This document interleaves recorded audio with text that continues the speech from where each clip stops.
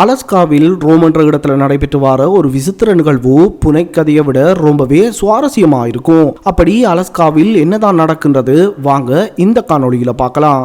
Alaska வட அமெரிக்காவில் மேற்கு பக்கமாக இருக்கும் ஒரு இடம். இப்போ வரைக்குமே மொத்த அமெரிக்காவையும் எடுத்துக்கிட்டா இந்த அலாஸ்கா தான் மொத்தமா ஆராயப்படாத மிகப்பெரிய நிலப்பரப்பு என்று சொல்றாங்க.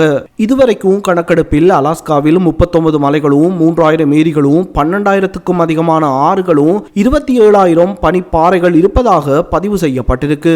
இதன் காரணமாகவே அலாஸ்கா பல அறியப்படாத உயிரினங்களின் வாழிடமாகவும் அறியப்படுகிறது. அது மட்டுமில்லாம பூமியோட பல இருண்ட மர்மமான பக்கத்தையும் இந்த அலாஸ்கா வச்சிருக்கு என்று சொல்லலாம். அதுல ஒன்றுதான் 1988ஆம் ஆண்டு தொடக்கம் 2004ஆம் ஆண்டு காலப்பகுதிக்குள் அலாஸ்காவில் மொத்தமா 16,000க்கும் அதிகமான எந்த தடயங்களும் இன்றி காணாமல் போகின்றனர். இந்நிகழ்வு அலாஸ்கா மட்டுமல்லாம வட அமெரிக்காவோட பல நகரங்களையும் சலசலப்பை ஏற்படுத்தி இருந்தது. 2009ஆம் ஆண்டு சயின்ஸ் ஃபிக்ஷன் திரைப்படமான த ஃபோர்த் கைண்ட் என்ற திரைப்படம் இம்மர்ம நிகழ்வுகளை மையமா வச்சு உலகம் முழுவதிலும் வெளியாகிய பின்பு அமெரிக்காவில் மாத்திரம் சலசலப்பை ஏற்படுத்திய இந்த நிகழ்வு உலகம் முழுவதிலும் பலருடைய பேசுபொருளாக மாறி போகுது. அப்படி இங்கு நடப்பது என்ன, யார் எப்படி காணாமல் போனார்கள் என்பது பற்றி விரிவா பார்க்கலாம். அலாஸ்காவின் வடமேற்கு நகரமான நோம் பெனின்சுலா தீபகற்பத்தின் தெற்கு விளிம்பில் அமைந்துள்ளது. இந்த குறிப்பிட்ட பகுதியில தான் உலகத்துல வேறு எங்கும் இல்லாத அளவுக்கு ஏலியன் பொருட்களை குறிப்பா பறக்குந்தட்டுக்களை மக்கள் அதிகம் பார்த்துள்ளதாக பதிவு செய்யப்பட்டிருக்கு. இங்க நீங்க செல்ல வேண்டுமா இருந்தா விமானம் வழியா மாத்திரம்தான் பயணம் செய்ய வேண்டியதா இருக்கும். பாதைகளோ இல்லனா படகு வசதிகளோ எதுவும் இங்க இல்லையா. நோம் நகரத்துல அதிகளவான குளிர் மனிதர்களையே கொல்லக்கூடியதாக கூட இருக்கும். நவம்பர் மற்றும் மார்ச் மாதங்கள்ல இங்கு வெப்பநிலை 0க்கும் குறைவாக இருக்குமா. அதாவது -10 தொடங்கி -55 டிகிரி ஃபாரன்ஹைட் வரைக்கும் இருக்கும். 20ஆம் நூற்றாண்டுகள்ல நோம் நகரத்துல தங்க படிவுகள் படிந்திருப்பதாக கண்டுபிடிக்கப்பட்டப்போ இந்நகரம் வேகமாகவே வளர்ச்சி அடைய ஆரம்பிக்குது. அதோட வெளியிடங்கள்ல இருந்தும் இந்நகரத்துக்கு புதிய நபர்கள் வருகையும் அதிகமாகுது. அப்படி இந்த நகரத்துல எப்படி சனத்தொகை அதிகரித்து செல்கின்றதோ அதே வேகத்துல குறைவடையவும் செய்யுது. அப்போ இந்த சனத்தொகை படிப்படியா குறைஞ்சு வாரத்துக்கான காரணம் யாருக்குமே தெரிந்திருக்கல. கடந்த 44 வருடங்கள்ல பல்லாயிரக்கணக்கானோர் எந்த தடயங்களும் இல்லாம இங்கிருந்து காணாமல் போறாங்க. 1960 தொடங்கி 2004கள்ல சராசரி சனத்தொகையா வெறும் 2500 பேர் மட்டுமே நோம் நகரத்துல வாழ்ந்து வராங்க. காணாமல் போனவங்களோட குடும்பத்தார் காணாமல் போனவங்க பற்றி போலீசில் புகார் கொடுத்தும் அவங்க அது பற்றி விசாரிச்சு சரியா நடவடிக்கை எடுக்காததன் காரணமாகவே புகார்களின் எண்ணிக்கை வருடம் செல்ல செல்ல அதிகரித்தே சென்றிருக்கு. பலரோட கருத்துப்படி பெர்முடா ட்ரையாங்கிள் போல அலாஸ்காவில் நடைபெறும் இந்த டிசப்பியரன்ஸ்களும் 3 நகரங்களுக்கு மத்தியில் அமைந்திருக்கிறதுனால இச்சம்பவங்களை அலாஸ்கா ட்ரையாங்கிள் டிசப்பியரன்ஸ் என்ற பெயர்ல சொல்றாங்க. அதாவது அலாஸ்காவில் காணப்படும் இந்த ட்ரையாங்கிள் நகரங்களாக ஆங்கரோஸ், ஜீனோ மற்றும் உட்கியாவிக் என்று சொல்லப்படுகின்றது. இந்த ட்ரையாங்கிள் நிலப்பரப்பு பல்லாயிரம் சதுர மைல் பரப்பளவு கொண்டதாயிருக்கு. அங்கு இருக்கிற அதிக குளிர்காலங்கள்ல அதிகப்படியான இருள் போன்றவையே இந்த மனிதர்களோட டிசப்பியரன்ஸ் சம்பவங்களை சாதகமாக மாற்ற காரணமாகவும் அமைஞ்சிருக்கு. இப்படி அதிகப்படியான மக்கள் இங்கிருந்து காணாமல் போறதுக்கான காரணம் தான் என்ன? காணாமல் போன எல்லாரையும் ஒரே காணொலியில பார்க்கிறது என்றது சாத்தியமில்லாத ஒன்று. அது உங்களையும் போரிங்கா ஃபீல் பண்ண வைக்கலாம். இதனால இந்த டிசப்பியரன்ஸ் கேஸ் பற்றி நாம் படிக்கிறப்போ எனக்கு ரொம்பவே சுவாரஸ்யமா இருந்த சில அலாஸ்கன் ட்ரையாங்கிள் டிசப்பியரன்ஸ் கேஸ் பற்றி இப்ப பார்ப்போம். இதுல முதலாவது கேஸ் ஹெல் ஃபோக்ஸோடது. லூசியானாவை சேர்ந்த ஹெல் ஃபோக்ஸ் அரசியல் கட்சிக்கு தலைவராக இருந்தவரும் கூட. ஒரு வாட்டி அவரோட சொந்த விமானத்தில் ஆங்கரோஸ், ஜீனோஸ் நகரங்களுக்கு இடையில் அவரோட நண்பர்களோட பறந்து கொண்டிருந்தப்போ விமானத்தோட காணாமல் போகின்றார். இந்த சம்பவம் 1972 அக்டோபர் மாதம் 16ஆம் தேதி நடைபெறுகின்றது. இந்த சம்பவத்துக்கு பின்னாடி தான் அலாஸ்காவோட ட்ரையாங்கிள் டிசப்பியரன்ஸ் சம்பவம் பற்றி மக்களுக்கு ரொம்பவே ஆர்வத்தை தூண்டியதாகவும் மாறி போகுது.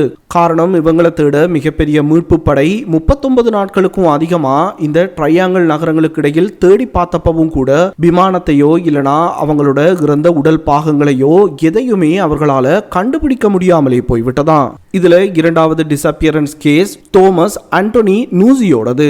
நூசி காணாமல் போனதாக பதிவாகிய வருடம் 2001 ஜூன் மாதம் 19ஆம் தேதி. ஆங்கரோஸ் நகரத்துல தான் நூசி குடியிருந்து பீத்தல் நகரத்துல இருக்கிற நிறுவனம் ஒன்றுல வேலை செய்கின்றார். ஜூன் மாதம் 19ஆம் தேதிக்கு பின்னர் அவரை யாருமே வேலைக்கு பார்த்திருக்கவில்லையா. போலீஸ் இவரோட வீட்டுக்கு பக்கத்துல இருந்த கேஸ் ஸ்டேஷன் ஒன்றோட சிசிடிவி ஃபுட்டேஜ்களை ஆராய்ச்சி பார்த்ததுல காணாமல் போறதுக்கு முதல் நாள் இரவு ஒரு பெண்ணோட கடையொன்றில் நின்று பேசிக் கொண்டிருப்பது பதிவாகி இருந்திருக்கு. வீட்டு உரிமையாளரிடம் விசாரிச்சப்போ அதற்கு முந்தைய நாள், அதாவது இவர் காணாமல் போறதுக்கு முதல் நாள் அந்த ஊர்ல பார்த்திருக்காத ஒரு பெண்ணும் ஆணும் பார்க்க வினோதமாயிருந்ததாகவும் நூசி காணாமல் போறதுக்கு முதல் நாள் நூசியோட அறைக்கு வந்து போனதாகவும் கூறுகின்றார். போலீஸோட தேடல்ல நூசியோட ஜீப் ஆங்க்ரோஸ் நகரத்துல இருந்து 12 மைல் தொலைவில் இருக்கிற ஒரு இடத்துல வச்சு கண்டுபிடிக்கப்பட்டிருக்கு. பல நாள் தேடல்ல, ஏன் இன்று வரைக்குமே நூசிக்கு என்ன நடந்தது, அவரை தேடி வந்த பெண் மற்றும் அந்த ஆண் யார் என்பது கூட கண்டுபிடிக்கப்படல. அலஸ்கன் ட்ரையாங்கிள் நடைபெற்ற மற்றொரு டிசப்பியரன்ஸ் கேஸா 44 பயணிகளோட பயணம் செய்த விமானம் என்று சொல்லப்படுகிறது. 1950 டக்ளஸ் C-54 ஸ்கை மாஸ்டர் என்ற விமானத்துல 44 பயணிகளோட மினிசோட்டாவுக்கு அலஸ்கன் ட்ரையாங்கிள் உள்ள ஒரு நகரமான ஆங்க்ரோஸ்ல இருந்து புறப்பட்ட விமானத்துல 8 பணியாட்களும் 3 பொறியியலாளர்கள் 34 விமான படை வீரர்கள் 2 பொதுமக்கள் என பயணித்த விமானம் ஆங்க்ரோஸ் நகரத்துல இருந்து புறப்பட்ட சில நிமிடங்களிலேயே அதன் ரேடியோ தொடர்பு இழந்து போனதாம். ஆனா விமானம் மினிசோட்டாவுக்கும் வந்து சேரல. அப்படின்னா அலஸ்கன் ட்ரையாங்கிள் பகுதியில தான் இது சிக்கி காணாமல் போயிருக்க வேண்டும் என்று 75க்கும் மேற்பட்ட அமெரிக்க மற்றும் கனடிய விமானங்கள் தேடுதல் பணிகளில் ஈடுபட்டது. ஆனா மாயமான விமானத்தை யாராலும் இப்ப வரைக்குமே கண்டுபிடிக்க முடியல.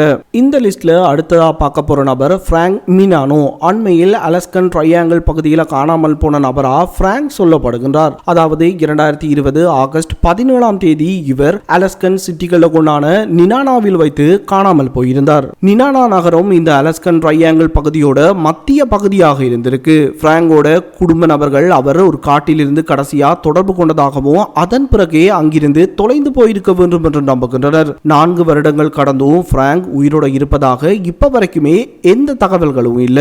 ஜன்னா ஓமான் என்ற இந்த பெண் 2019 ஜூன் மாதம் 3ஆம் தேதி காணாமல் போகின்றார். வெளியில் சென்று 6 நாட்களாகியும் வீடு திரும்பவில்லை என்று ஓமானோட தோழி போலீசில் புகார் செய்கின்றார். ஜூன் மாதம் 4ஆம் தேதி ஓமான் செல்வதாக கூறி சென்ற இடத்துல இருந்து அவரோட செல்போன் சிக்னல் வேறு ஒரு இடத்துல இருந்த செல்போன் டவரோட பதிவாகி இருந்திருக்கு. மோப்பனாய் ஹெலிகாப்டரோட உதவியை கொண்டு காணாமல் போனவங்களை தேடியும் எந்த பயனும் கிடைக்கல. இந்த லிஸ்ட்ல பார்க்கிற கடைசி டிசப்பியரன்ஸ் கேஸா டியானா ஹம்பென் சொல்லப்படுகின்றார். 20 வயதான தாய் 2014 அக்டோபர் மாதம் 11ஆம் தேதி அன்று தன்னோட தோழியோட டின்னரை முடிச்சு கொண்டு வீடு திரும்புகின்றார். அதன் பிறகு அவரை யாருமே பார்த்திருக்கவில்லையா. 5 மாதங்களுக்கு பிறகு இந்த பெண்ணோட மணி பர்ஸ் பணியில் மூடப்பட்டிருந்தவாறு கண்டுபிடிக்கப்படுகிறது. ஆனா காணாமல் போன பெண்ணுக்கு என்ன ஆனது என்பது பற்றி இப்பவும் மர்மமே நீடிக்கின்றது.